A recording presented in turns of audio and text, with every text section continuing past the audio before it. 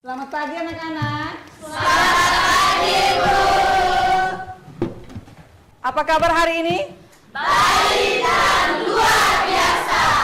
Luar biasa ya. Oke baik, kita membuka kegiatan pembelajaran kita dengan doa. Ibu minta salah satu siswa untuk memimpin kita dalam doa. Ya, silakan Nona. Guru dan teman-teman sekalian, marilah kita menyiapkan hati dan batin kita untuk berdoa. Dalam nama Bapa Ya Allah Bapa di dalam surga, puji dan syukur kami haturkan kepadamu atas berkat dan perlindunganmu dari malam tadi hingga pada pagi ini. Berilah kami kekuatan dan semangat untuk terus berusaha. Semoga setiap ilmu yang kami peroleh pada hari ini bermanfaat dan menjadi bekal di masa depan. Akhirnya namamu yang kudus selalu kami puji, kini dan sepanjang masa. Amin. Dalam nama Bapa dan Kudus. Amin. Terima kasih Nona, silahkan duduk. Terima kasih, Bu. Oke baik, Bu mau cek kehadiran ya. Ada berapa orang yang tidak hadir hari ini? Satu orang? Ya, Bu. Kenapa tidak hadir? Sakit. Sakit? Ya, kita doakan ya untuk dia supaya dia cepat sembuh. Apakah kalian sudah siap untuk mengikuti pembelajaran hari ini? Sudah. Oke baik, kalau sudah Ibu mau tanya kalian, apakah masih ingat materi minggu lalu? Masih, Bu. Tentang apa? Bersikap kritis terhadap media massa. Iya, bersikap kritis terhadap media Massa. Nah, hari ini kita akan mempelajari materi tentang bersikap kritis terhadap ideologi dan gaya hidup yang berkembang dewasa ini. Tujuan pembelajaran yaitu peserta didik mampu memahami bersikap kritis terhadap ideologi dan gaya hidup yang berkembang dewasa ini dengan menunjukkan sikap bertanggung jawab dan kritis serta menerapkan dalam kehidupan sehari-hari. Kriteria ketercapaian tujuan pembelajaran yang mau kita capai hari ini, yang pertama di sini, peserta didik mampu menjelaskan arti dari ideologi. Yang kedua, peserta didik mampu menyebutkan contoh ideologi yang berkembang saat ini. Yang ketiga, peserta didik mampu menyebutkan contoh ideologi yang berkembang saat ini terhadap tawaran keduniaan yang menggiurkan. Yang kelima, peserta didik mampu menunjukkan sikap kritis dan bertanggung jawab terhadap ideologi dan gaya hidup dalam kehidupan sehari-hari. Yang keenam, peserta didik mampu menerapkan sikap kritis dan tanggung jawab terhadap ideologi dan gaya hidup dalam kehidupan sehari-hari. Yang ketujuh di sini, peserta didik mampu membuat poster atau slogan tentang ideologi dan model pembelajaran yang mau kita gunakan hari ini yaitu PJBL dan metode diskusi, presentasi, dan umpan balik dengan proyek. Pemahaman bermakna. Setelah mempelajari materi ini, siswa menjadi lebih kritis terhadap informasi yang diterima dan tidak terpengaruh oleh tren, dan juga siswa belajar untuk menganalisis berbagai ideologi dan gaya hidup secara mendalam, tidak hanya menerima informasi begitu saja. Ya, pertanyaan pemantik, mengapa kita perlu bersikap kritis terhadap ideologi dan gaya hidup yang berkembang dewasa ini? Siapa yang mau jawab? Ya, silakan Nona. Kita perlu bersikap kritis terhadap ideologi dan gaya hidup karena sikap kritis membantu kita untuk mengenali propaganda dan manipulasi. Ya, tepuk tangan dulu.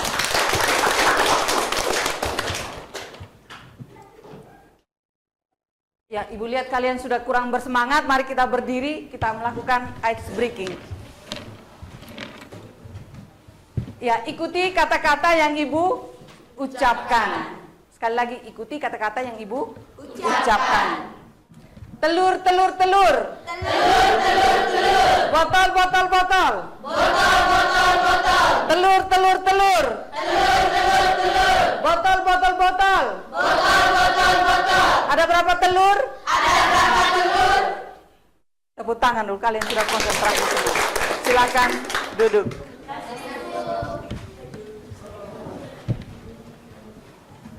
Ya, sekarang kita masuk kegiatan inti.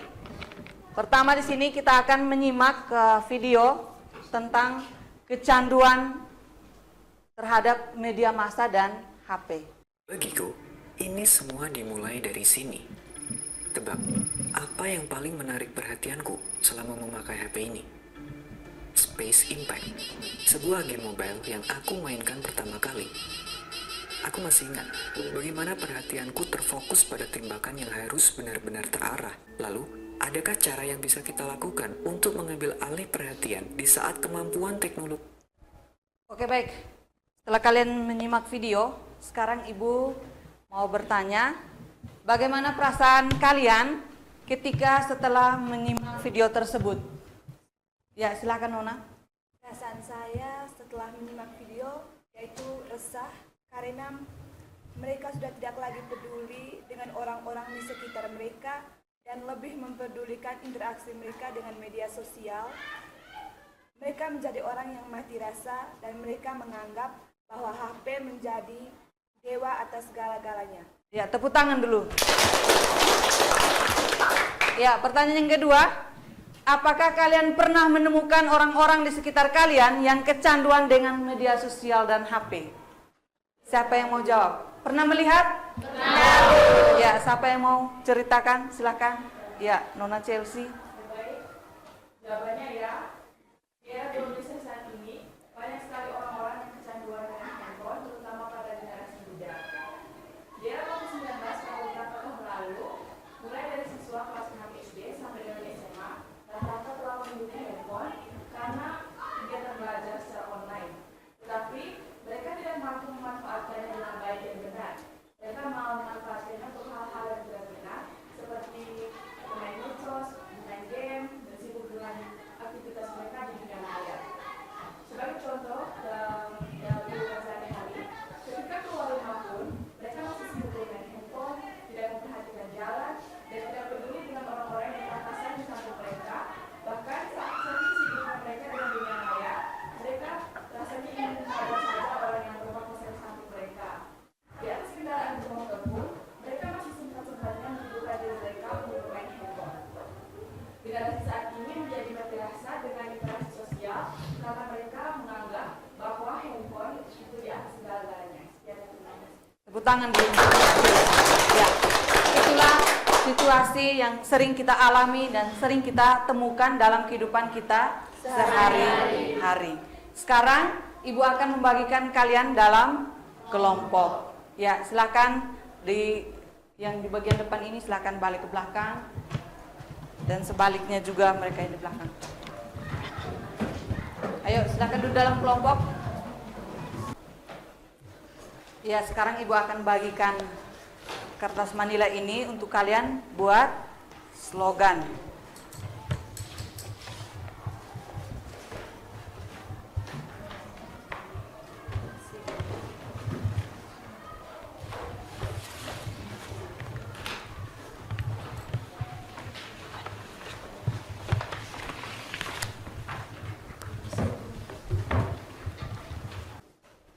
Ya, ini LKPD.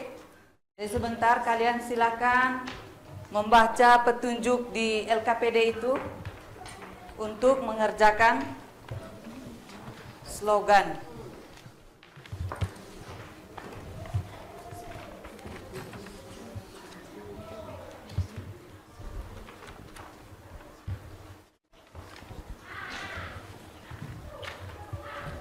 Ya, silakan baca petunjuk di LKPD itu ya. Untuk didiskusikan dalam kelompok.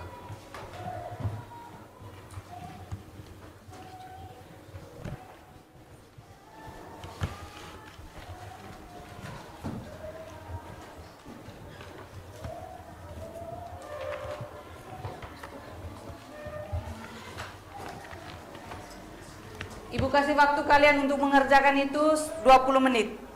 Sepakat? Sepakat, Bu. Silahkan mulai dari sekarang. Sambil adik-adik berdiskusi, Ibu akan melakukan penilaian keaktifan kalian dalam kelompok.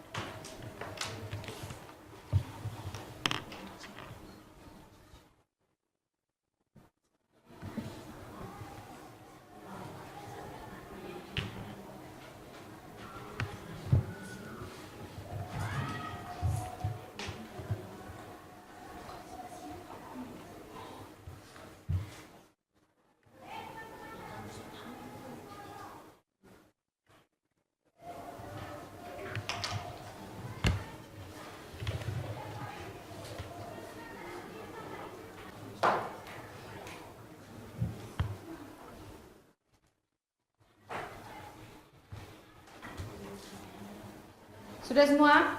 Sudah, Bu. Ya, silakan cross check kembali.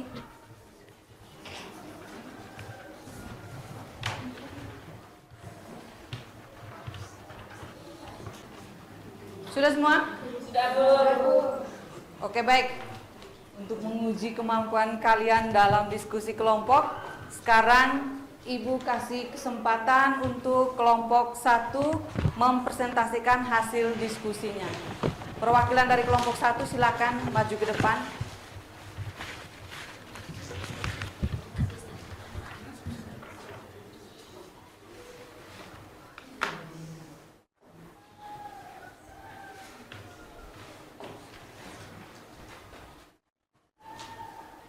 Baik, selamat pagi Ibu, selamat pagi teman-teman semua. Selamat pagi. Terima kasih atas waktu dan kesempatan yang telah diberikan kepada kelompok kami. Di sini kelompok kami akan mempresentasikan hasil kerja yang telah kami buat. Kepada pemateri saya persilakan. Nomor 1, jelaskan pengertian ideologi dan gaya hidup. Poin pertama, ideologi. Ideologi merupakan nilai, keyakinan, dan pandangan yang membentuk cara berpikir individu atau kelompok tentang kehidupan, masyarakat, dan dunia. Ideologi seringkali menjadi landasan bagi tindakan politik, sosial, dan ekonomi. Contoh ideologi termasuk liberalisme, sosialisme, dan konservatisme. Yang kedua, gaya hidup. Gaya hidup di sisi lain merujuk pada cara seseorang menjalani hidup sehari-hari, termasuk pilihan dalam berpakaian, makanan, aktivitas, dan nilai-nilai yang dianut. Gaya hidup dapat dipengaruhi oleh faktor sosial, ekonomi, dan budaya. Misalnya, seseorang yang menjalani gaya hidup sehat mungkin lebih memilih makanan organik dan rutin berolahraga. Secara sederhana, ideologi lebih berfokus pada pemikiran dan keyakinan, sementara gaya hidup berkaitan dengan praktik dan kebiasaan sehari-hari. Yang kedua, menyebutkan contoh ideologi yang berkembang saat ini. 1. Liberalisme. Liberalisme menekankan kebebasan individu, hak asasi manusia, dan pasar bebas. 2. Sosialisme. Sosialisme mendorong pemerataan ekonomi dan kontrol negara atas sumber daya untuk kepentingan bersama. Yang kelima, ekologisme. Ekologisme menekankan perlindungan lingkungan dan keberlanjutan, seringkali menentang praktik yang merusak alam. Yang keenam, nasionalisme. Nasionalisme mempromosikan identitas dan kepentingan nasional, seringkali dengan penekanan pada kedaulatan negara. Yang ketujuh, populisme. Populisme menggambarkan perlawanan terhadap elit dan memperjuangkan suara rakyat, seringkali dengan pendekatan yang lebih emosional. Yang kedelapan, teori critical race. Teori critical race berfokus pada isu-isu ras dan ketidakadilan, memperjuangkan hak-hak minoritas, dan mengkritik struktur kekuasaan yang ada. 3. Menyimpulkan ajaran gereja tentang media massa dalam Konsili Vatikan II melalui Inter Verifica. Konsili Vatikan II dalam Dekrit Inter Verifica menekankan bahwa gereja wajib menggunakan semua media komunikasi sosial demi mewartakan keselamatan seperti media cetak, sinema, radio, televisi, dan sebagainya. 4. Mengidentifikasikan sikap Yesus terhadap tawaran keduniaan yang menggiurkan.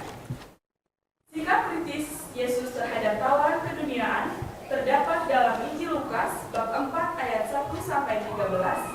Intinya, Yesus secara kritis menolak tawaran dan godaan dari iblis yang bertujuan agar Yesus meninggalkan pilihan untuk mewartakan kerajaan Allah. Sekian dan terima kasih.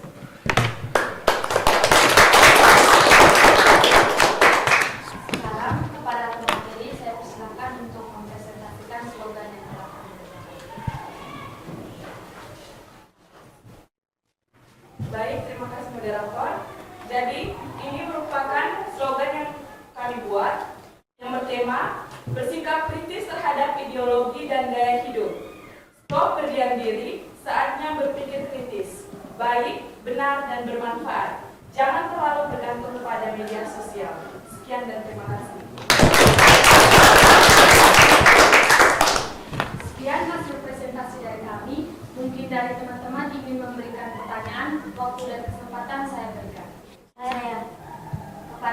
Terima kasih, saya persilakan. Apa dampak jika kita tidak bersikap kritis terhadap ideologi dan gaya hidup? Kepada pemateri, saya persilakan untuk menjawab. Baik, terima kasih. Jadi berikut merupakan dampak jika tidak bersikap kritis terhadap ideologi dan gaya hidup. Yang pertama, terlalu kaku dalam berpikir. Kedua, sulit menerima pendapat orang lain. Yang ketiga, sulit menerima persepsi yang berbeda dari dirinya sendiri. Yang keempat, mudah terpengaruh oleh hal-hal negatif. Dan yang kelima, mudah terpengaruh dengan gaya hidup yang tidak sopan. Bagaimana pendapat dari Masih? Saya setuju dengan jawaban yang teman-teman berikan. Terima kasih. Sekian hasil presentasi dari kami. Mohon maaf jika ada kesalahan kata. Sekian dan terima kasih. Tepuk tangan dulu. Silakan kembali ke tempat duduk. Ialah itu yang sudah didiskusikan. Kira-kira siapa yang bisa menyimpulkan hasil diskusi kita hari ini? Ya, Nona Siren, silakan. Baik, terima kasih. Kesimpulan diskusi. Dari hasil diskusi saya dapat menyimpulkan bahwa medsos dapat memberikan dampak positif dan dampak negatif pada penggunanya. Contoh dampak positifnya yaitu memudahkan interaksi dengan banyak orang, jarak dan waktu bukan lagi masalah, lebih mudah mengekspresikan diri. Ada pula berbagai dampak negatif, yaitu menjauhkan orang yang dekat, membuat orang kecanduan terhadap internet, serta menimbulkan konflik seperti masalah privasi. Oleh karena itu, kita sebagai pelajar harus bersikap dan berpikir kritis terhadap ideologi dan gaya hidup yang berkembang dewasa ini. Sekian dan terima kasih. Tepuk tangan dulu untuk Nona Siren. Ya, pengertian ideologi. Ya, pengertian ideologi. Ideologi dapat diartikan sebagai seperangkat ide yang membentuk keyakinan dan paham untuk mewujudkan cita-cita manusia.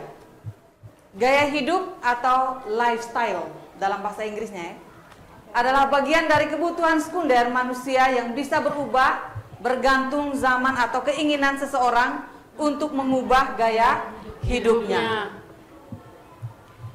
Berhadapan dengan ideologi dan gaya hidup pada zamannya, Yesus memberikan teladan yang cukup jelas.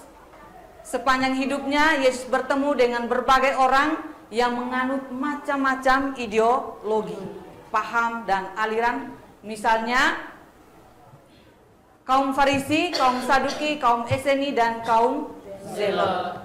Dalam menghadapi berbagai ideologi, paham, dan aliran tersebut, Yesus sudah memiliki sikap kritis. Yesus tetap pada pilihannya, yaitu kerajaan Allah. Perkembangan teknologi yang begitu luar biasa, dewasa ini banyak memberikan tawaran dan kehidupan kita. Termasuk di dalamnya bermacam-macam paham atau ideologi dan gaya hidup. Berhadapan dengan banyaknya tawaran tersebut, diperlukan kedewasaan sikap sehingga kita tidak terlalu mudah dalam menjatuhkan pilihan tanpa kita tahu dengan benar apa yang dipilih. Oke, baik, sampai di sini sudah mengerti semua? Sudah. Ya. Kalau sudah mengerti semua, sekarang perwakilan dari masing-masing kelompok untuk tempelkan slogan yang sudah dibuat itu di belakang di tempat yang sudah disiapkan. Ayo, oke, baik, sekarang silakan perwakilan kelompok untuk menempelkan slogan.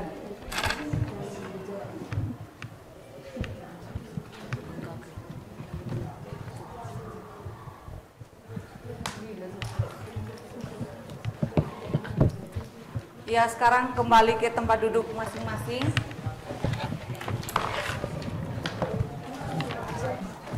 Oke, baik. Kalian tadi sudah mengatakan bahwa kalian sudah mengerti materi yang sudah dijelaskan tadi. Nah, untuk mengukur sejauh mana pemahaman adik-adik, sekarang Ibu akan melakukan asesmen kognitif. Ibu akan membagikan soal untuk kamu kerjakan.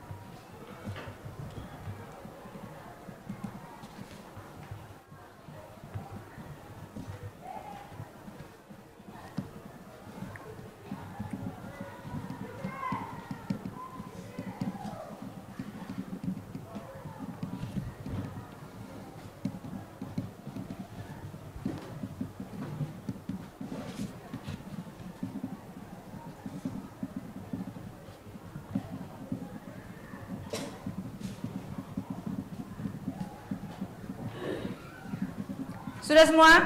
Sudah. Ya, silakan kumpul.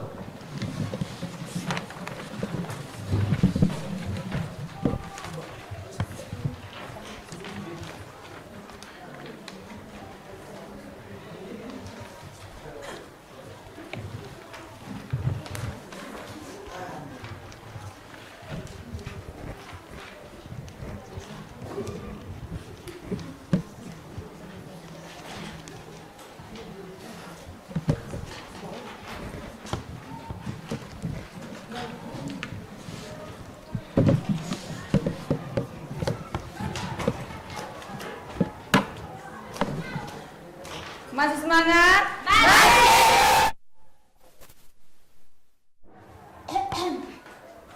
Ya, oke baik. Sekarang Ibu minta salah satu siswa untuk menyimpulkan semua materi yang sudah kita pelajari hari ini. Siapa yang bisa? Ya, silahkan Nona. Dari materi yang telah kita pelajari, saya menyimpulkan bahwa bersikap kritis terhadap ideologi dan gaya hidup penting untuk memahami dan mengevaluasi nilai-nilai yang kita anut. Dengan menganalisis secara mendalam, kita dapat mengidentifikasi potensi bias, mengeksplorasi alternatif, dan mengembangkan perspektif yang lebih luas. Setiap sikap ini membantu menciptakan individu yang lebih reflektif dan mampu berkontribusi secara positif dalam masyarakat dengan bersikap kritis dan tanggung jawab dalam masyarakat. Sekian dan terima kasih. Tepuk tangan dulu.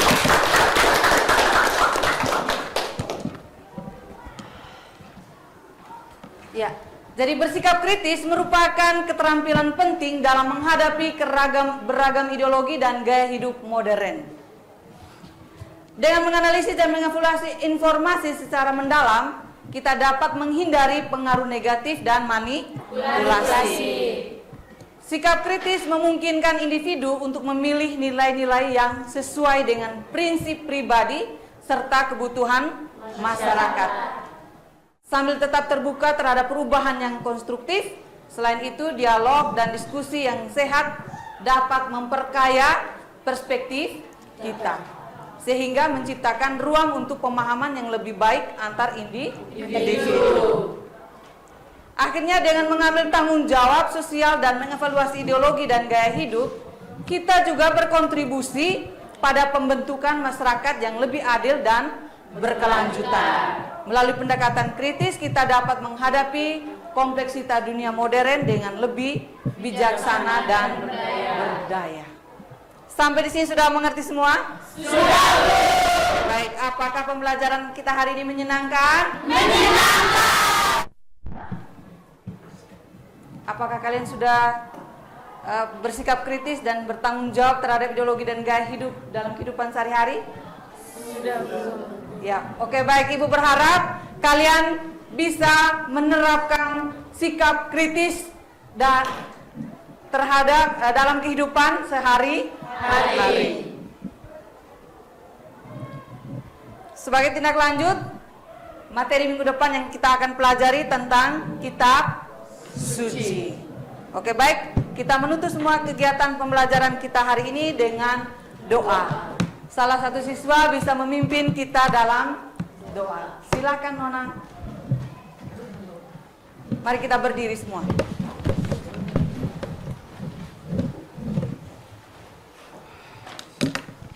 Teman-teman, Bapak Ibu Guru, marilah kita siapkan batin kita untuk berdoa.